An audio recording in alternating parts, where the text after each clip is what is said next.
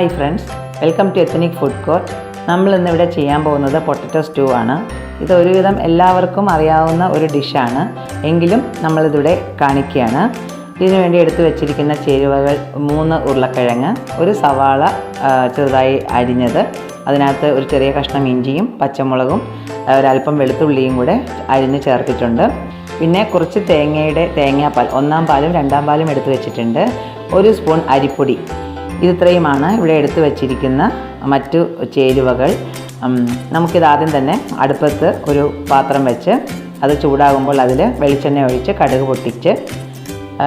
പൊട്ടിയതിന് ശേഷം വറ്റൽമുളക് ഇട്ട് കൊടുത്തതിന് ശേഷം നമ്മളിവിടെ എടുത്തു വച്ചിരിക്കുന്ന സവാള, ഇഞ്ചി, പച്ചമുളക്, വെളുത്തുള്ളി ഇത് നമുക്കിതിലേക്കിട്ട് ചെറുതായിട്ടൊന്ന് ചൂടാക്കിയതിന് ശേഷം അതിലേക്ക് ഉരുളക്കിഴങ്ങ് കൂടി ചേർത്ത് കൊടുക്കാം.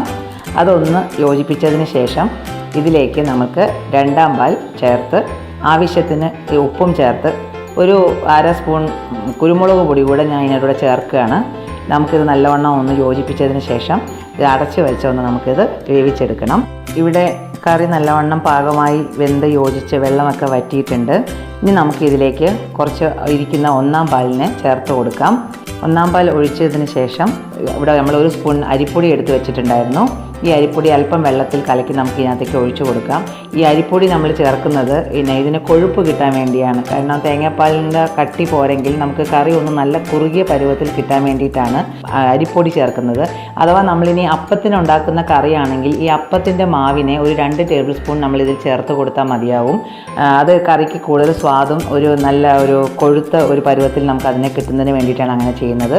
പിന്നെ ഗരം മസാലയുടെ സ്വാദ് ഇഷ്ടമുള്ളവർക്ക് 1/2 സ്പൂൺ ഗരം മസാലയും കൂടെ തൂവി നമുക്ക് ഇത് ചൂടോടുകൂടി കഴിക്കാവുന്നതാണ്.